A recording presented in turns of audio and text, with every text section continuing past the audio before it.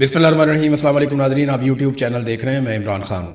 आज मैंने आपको पिछले वीलॉग में बताया था पाकिस्तान तहरीक इंसाफ का इम्तिहान है और इमरान खान साहब की बहनों ने इमरान खान के लिए उन्हें अडियाला जेल के बाहर बुलाया।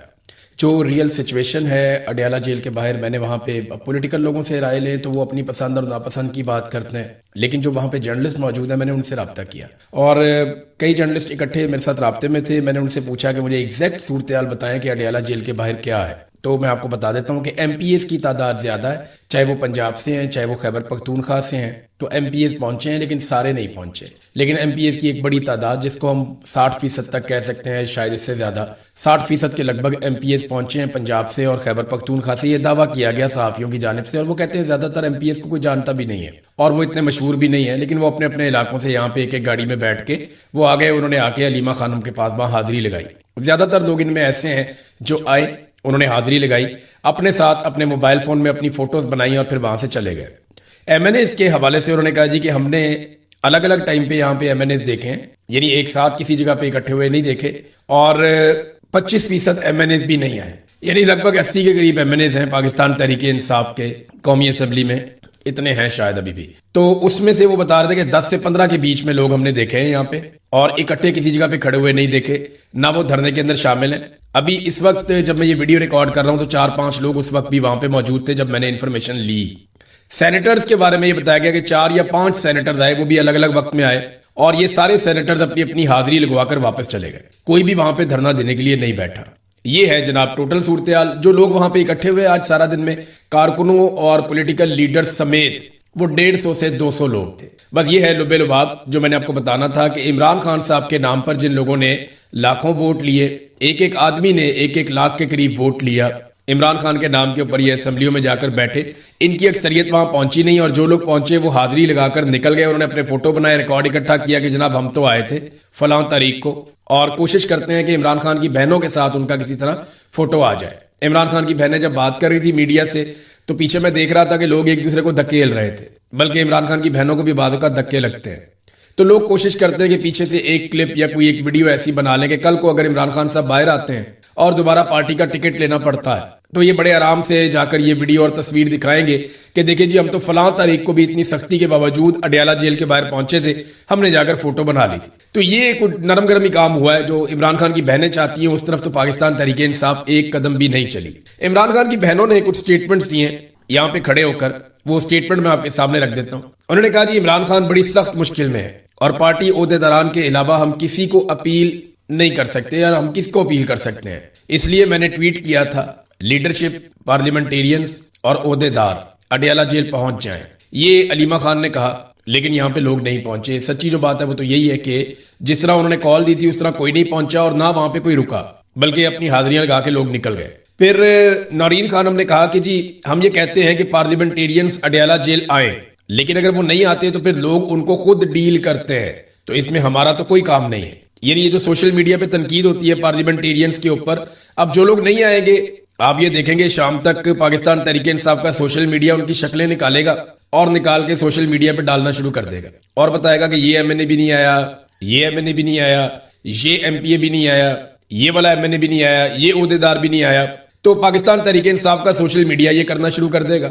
अब इससे उन्हें बहुत तकलीफ होती है। तो ये सवाल अब इमरान खान की बहनों से पूछा गया तो उन्होंने कहा जी हम तो सिर्फ इमरान खान के लिए बुलाते हैं, इमरान खान की पार्टी को, उनके ओहदेदारों को, उनके पार्लियामेंटेरियंस को बुलाते हैं। अब वो नहीं आते तो सोशल मीडिया पे लोग उनको खुद डील करते हैं जो इमरान खान के फॉलोअर्स हैं। तो इसमें हमारा क्या काम है या हमारा इसमें कोई कसूर तो नहीं है। लेकिन अब ये भी तो बहनें हैं ना, अपने भाई के लिए आई हैं और ये बार बार आती हैं।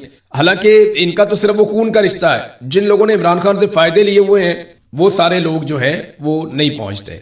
इमरान खान की बहन अलीमा खानम ने कहा कि हमने महमूद खान अचकजई साहब से कहा था कि आपके पास इस वक्त ताकत है, वो भी इमरान खान साहब ने ही हुक्म देकर उन्हें अपोजिशन लीडर बनाया हुआ है, तो आपके पास ताकत है, आप इमरान खान से हमारी मुलाकात करवाएं और इमरान खान को इलाज के लिए अस्पताल लेकर जाएं। ये हमने महमूद खान अचकजई से दरखास्त की है और यही वो कर सकते हैं। अब आप ये देखें ना कि इमरान खान से मुलाकात करवाएं, वो उस आदमी को कह रही हैं। लेकिन अब जो जरूरतमंद होता है ना वो दीवाना होता है। जो इमरान खान की बहनें बात कर रही हैं उनको तो हर दरवाजा खटखटाना है ना। तो महमूद खान अचकजई को भी उन्होंने कह दिया। अचकजई साहब की तो अपनी मुलाकात इमरान खान साहब से नहीं हो पाई, उन्होंने बड़ी कोशिश की, तो वो अलीमा खानम की मुलाकात कैसे करवाएंगे इमरान खान से? بہرحال علیمہ خانم کو لگتا ہے کہ وہ اپوزیشن لیڈر ہیں تو ان کے پاس ایک طاقت ہے, وہ کم سے کم خود نہیں کرتے, ہماری ملاقات تو کروا سکتے ہیں, عمران خان کو اسپتال تو لے جایا جا سکتا ہے. اور محمود اچکزئی سے وہ کہتے ہیں جی ہم نے درخواست کی اور یہ وہ کر سکتے ہیں, یہ انہیں اس بات کا یقین ہے. یہ ہے جی عمران خان صاحب کی بہنوں کے بیانات. بیرسٹر گوہر نے ایک سٹیٹمنٹ جاری کیا جس میں انہوں نے شدید تشویش کا اظہار کیا ہے. انہوں نے کہا جی عمران خان اور بشرا بی بی کی صحت کے حوالے سے بہت زیادہ تشویش ہے اور اکتوبر سے ہم ہر ہفتے ملاقات کے لیے آتے ہیں لیکن ملاقاتیں نہیں ہونے دی جا رہی. عمران خان اور بشرا بی بی کی صحت کے حوالے سے بہت زیادہ تشویش موجود ہے. ملک کے خیر خواہ ملاقاتوں میں خلل نہیں ڈالتے, ملاقاتیں ہوں گی تو مارکہ حق کی خوشی کو 4 چاند لگ جائیں گے.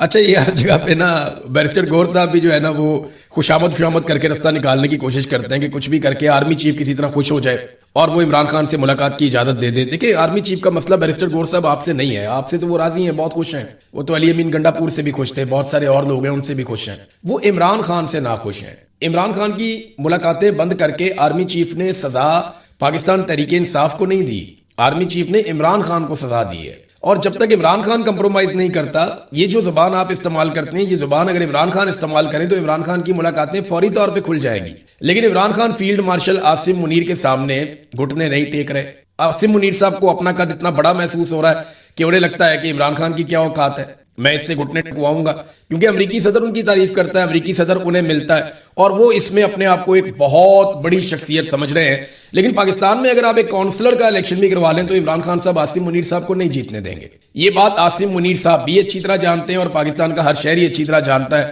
تمام پولیٹیکل پارٹیز بھی جانتی ہیں. لیکن معاملہ یہ ہے نا کہ بندوق اس وقت عاصم منیر صاحب کے ہاتھ میں ہے, فوج کی کمانڈ ان کے پاس ہے اور فوج کو پاکستان میں سیاست کے لیے کس گھٹیا طریقے سے استعمال کیا جاتا ہے ہمیشہ سے, یہ ہم سب اچھی طرح جانتے ہیں. یہاں پہ سلمان اکرم راجہ صاحب بھی پہنچے, انہوں نے کہا کہ جناب ہم ساری کارکن ہیں, عمران خان صاحب سے ملاقات کے دن سب کو آنا چاہیے. اچھا انہوں نے نا مکس کر دیا کہ کارکن ہو یا لیڈر ہو, ہم سارے کارکن ہیں, ہم سب کو آنا چاہیے. نہیں, جو پارلیمنٹیرینز ہیں ان کی ذمہ داری زیادہ ہے, یہ عمران خان کی بہنیں کہتی ہیں. لیکن سلمان اکرم راجہ صاحب نے گول مول کر کے کہہ دیا کہ اگر کوئی نہیں آتا تو اس کے پاس نہ آنے کی مضبوط وجہ ہونی چاہیے. بہنوں کی کال ہو یا پارٹی کی کال ہو, یہ کوئی وجہ نہیں ہے, کال کے بغیر بھی آنا چاہیے. اگر کوئی احتجاج پر نہیں آتا تو اس کو بتانا ہوگا کہ وہ کیوں نہیں آ رہا. ایک دن جو عمران خان سے ملاقات کے لیے مقرر ہے, اس دن بھی اگر ملاقات نہیں کروائی جا رہی تو یہ آئین اور قانون کی خلاف ورزی ہے.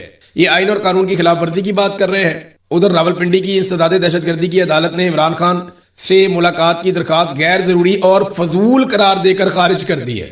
آپ اندازہ کریں کہ ایک قیدی جیل کے اندر ہے اور اس کے وکالت نامے بھی سائن نہیں ہو پا رہے. ابھی جو عمران خان صاحب کا کیس لگا ہوا ہے اس میں دوبارہ اپیل میں جانا چاہتے ہیں عمران خان صاحب کے وکلا, جو ہائی کورٹ کا فیصلہ ہے.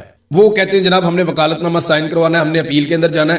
وہ سپرنٹینڈنٹ آف جیل, اس کی اوقات ہی کوئی نہیں ہے, لیکن وہ وکالت نامے پہ سگنیچر بھی نہیں ہونے دے رہا. آپ یہاں سے بڑے آرام سے اندازہ کر لیں کہ پاکستان کا نظام کیسے کام کر رہا ہے. عدالت کہتی ہے کہ یہ جو درخواست ہے یہ غیر ضروری اور فضول ہے کہ عمران خان صاحب سے ملاقات کی جائے. حالانکہ نواز شریف صاحب کی جو روزانہ کی ملاقاتوں کی ایوریج ہے وہ 22 ملاقاتیں پر ڈے بنتی ہیں. یعنی جس دن وہ ملاقات کرنے کے لیے بیٹھتے تھے اس دن سینکڑوں لوگ آ جاتے تھے اور میاں صاحب سیشنز کے اندر ملتے تھے کہ اب ان کو بلا لو, اب یہ پارٹی بلا لو, اب اتنے لوگوں کو بلا لو, اب یہ والا گروپ بنا لو, پرسوں میں ایم پی ایس کو ملوں گا, اس دن میں ایم این ایس کو ملوں گا, اس دن جو ہے وہ میں فیملی کو دوں گا سارا دن, اس دن میں اپنے دوستوں سے ملوں گا, دوستوں کا ٹائم یہ ہے. تو میاں نواز شریف صاحب کی تو موجیں تھی جیل میں ملاقاتوں کی. یہی ملاقاتیں شہباز شریف کو میسر تھیں, یہی ملاقاتیں باقی جو لیڈرز ہیں ان سب کو میسر تھیں, لیکن نواز شریف صاحب کی تو موجیں ہی موجیں تھیں. اب معاملہ یہ ہے کہ وہیں پہ اسی ملک کے اندر عدالتیں کہہ رہی ہیں کہ عمران خان صاحب سے ملاقات کی جو درخواست ہے وہ غیر ضروری ہے اور فضول ہے, لہذا اس کو خارج کیا جا رہا ہے. سلمان اکرم راجہ صاحب نے ایک اور بات بتائی اور یہ عمران خان کا اپنا حکم ہے, یہ انہوں نے اس کو ریپیٹ کیا کہ کیسوں کی پیروی پوری پارٹی نے کرنی ہے. عمران خان کا حکم ہے کہ عدالت میں تمام پارلیمنٹیرینز اور وکلا کو آنا ہے, جو ناانصافی ہو رہی ہے اس کے خلاف آواز اٹھانی ہے. اگر کیس کے روز بھی کوئی حکم عدولی کرتا ہے, عدالت نہیں پہنچتا تو اس کو جواب دینا ہوگا. دیکھیں یہ تو پھر 90% پاکستان تحریک انصاف کے لوگ کیسز میں آتے ہی نہیں ہیں, صرف چند وکیل جاتے ہیں اور وکیل بھی سارے نہیں آتے. اور اگر پارلیمنٹیرینز کو کسی دن بہت زور لگا کر بلایا جاتا ہے تو وہ آتے ہیں اور حاضری لگا کے نکل جاتے ہیں. تو عمران خان کے کیسز میں بھی کوئی یہاں پہ پارلیمنٹیرینز نے یا عہدے داران نے سنجیدگی نہیں دکھائی, حالانکہ یہاں عمران خان صاحب کا اپنا واضح حکم موجود ہے کہ سارے لوگ پہنچیں گے. ناظرین, نظام پورا کا پورا عمران خان کو دبانے میں لگا اور حالات پاکستان کے یہاں پہنچ گئے ہیں کہ جو یہ موجودہ مالی سال چل رہا ہے اس میں پاکستان کا خسارہ بڑھتے بڑھتے اتنا بڑھ گیا ہے کہ اب 20.28% کا نمایاں اضافہ پاکستان کے تجارتی خسارے میں ہو گیا ہے. یہ خسارہ کیسے ہوتا ہے؟ جب آپ چیزیں بنا کر پاکستان سے باہر بھیج رہے ہیں ان کی مالیت کم ہے, جو آپ باہر سے پاکستان میں منگوا رہے ہیں ان کی مالیت زیادہ ہے، تو یہ دونوں کی قیمتوں کا جو فرق ہوتا ہے اس کو کہتے ہیں تجارتی خسارہ، کہ ہم نے کم مال بیچا اور زیادہ مال خریدا دنیا سے۔ جو ممالک خسارے میں رہتے ہیں انہیں خسارہ پورا کرنے کے لیے بہت سارے اقدامات کرنے پڑتے ہیں، بہت سارے ممالک سرپلس میں رہتے ہیں، وہ فائدے میں رہتے ہیں، جیسے چائنا وغیرہ ہیں، بڑے ممالک جو ایکسپورٹس کرتے ہیں۔ اب معاملہ یہ ہے کہ پاکستان کا تجارتی خسارہ ایک مرتبہ پھر بڑھ گیا ہے، 20.5% اس میں مزید اضافہ ہو گیا ہے، اور ماہانہ بنیاد پر 43.50% تک کا اس میں نمایاں اضافہ ہوا ہے۔ یہ بات آپ اپنے دماغ میں رکھ لیں۔ ایکسپورٹس پاکستان کی لگاتار گرتی چلی جا رہی ہے۔ میں نے آپ کو بتایا جب بھی پی ایم ایل این کی حکومت آئے گی تو پاکستان کی ایکسپورٹس گریں گی۔ ہو یہ رہا ہے، نہ پاکستان کی ملٹری اسٹیبلشمنٹ کے پاس ایسا کوئی فارمولا ہے کہ پاکستان سے ایکسپورٹس بڑھ جائیں، نہ ایسا کوئی فارمولا ہے کہ پاکستان کے اندر سرمایہ کاری آ جائے۔ یہ دونوں چیزیں جب نہیں ہوں گی تو ملک کیسے چلے گا؟ تو اس وقت جو ملک چلایا جا رہا ہے، جیسے عاصم منیر اور شہباز شریف تو چلیں ویسے ہی بیٹھے ہوئے اسٹیئرنگ ویل کے اوپر، یہ ملک اس طریقے سے چلا رہے ہیں، دو ہی طریقے ہیں۔ نمبر 1 قرضے، بھاری قرضے، اور نمبر 2 بھاری بھرکم ٹیکسز عوام کے اوپر، ایسے ٹیکسز جن کا کوئی جواز بھی نہیں ہے وہ لگائے جا رہے ہیں۔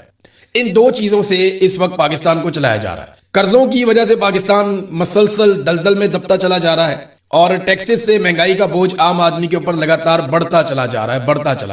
اور اب یہ ایک اور خبر آئی ہے، ایکسپورٹ میں لگاتار پاکستان میں گراوٹ ہوتی چلی جا رہی ہے، یعنی جب بھی پی ایم ایل این کی حکومت آتی ہے نا، ایکسپورٹس نیچے جاتی ہیں۔ میں نے آپ کو بتایا تھا کہ نواز شریف کی حکومت 2013 میں آئی تھی تو $1.5 ارب کی ایکسپورٹس 5 سال کے بعد انہوں نے کم کر دی تھی۔ پھر عمران خان صاحب اس کو لے کر گئے، لگ بھگ $9 ارب کا انہوں نے اس میں اضافہ کیا، کورونا کے باوجود اضافہ کیا، اور پھر نواز شریف صاحب کی حکومت آئی، پھر دوبارہ گراوٹ شروع ہو گئی، یہ $8-9 ارب پھر نیچے لے گئے۔ اور ابھی جو اطلاع آئی ہے وہ یہ ہے کہ 10 ماہ کے اندر پاکستان کی جو ایکسپورٹس ہیں جو پاکستان نے کی ہیں دنیا کو، ان کی مالیت پچھلے سال 26.89 ارب تھی، اور اس سال جو ہے وہ اس کی مالیت کم ہو کے 25.21 ارب ہوگی، یعنی $1.5 ارب کی مزید ایکسپورٹس پاکستان میں کم ہو گئی۔ اب یہ لگاتار نقصان ہے جو پاکستان کو برداشت کرنا پڑ رہا ہے، اور یہ ملٹری اسٹیبلشمنٹ کے غلط فارمولوں اور غلط فیصلوں کی وجہ سے ہو رہا ہے۔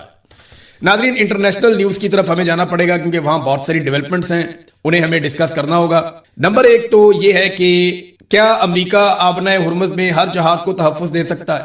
یہ ہے سب سے بڑا سوال۔ امریکہ یہ کہتا ہے کہ پروجیکٹ فریڈم کے تحت وہ تمام بحری جہازوں کو آبنائے ہرمز میں داخل بھی کرے گا اور وہاں سے نکالے گا بھی، اور یہ وہ طاقت کے بلبوتے پر کرے گا۔ اب اس میں جو ایک برطانوی تھنک ٹینک ہیں انہوں نے اس پہ بات کی ہے، عالمی سطح پہ جو دفاعی تجزیہ کار ہیں، جو جیو پولیٹیکل ایکسپرٹس ہیں، ان سب کی رائے اگر آپ پڑھیں تو وہ ایک جیسی ہے تقریباً۔ وہ یہ کہتے ہیں کہ آبنائے ہرمز میں امریکہ اور ایران کی جانب سے ایک دوسرے پر حملے کی اطلاعات کے بعد دونوں ممالک کے بیچ میں جنگ بندی تو اب خطرے میں ہے، لیکن ہر جہاز کو آبنائے ہرمز سے بحفاظت نہیں گزارا جا سکتا۔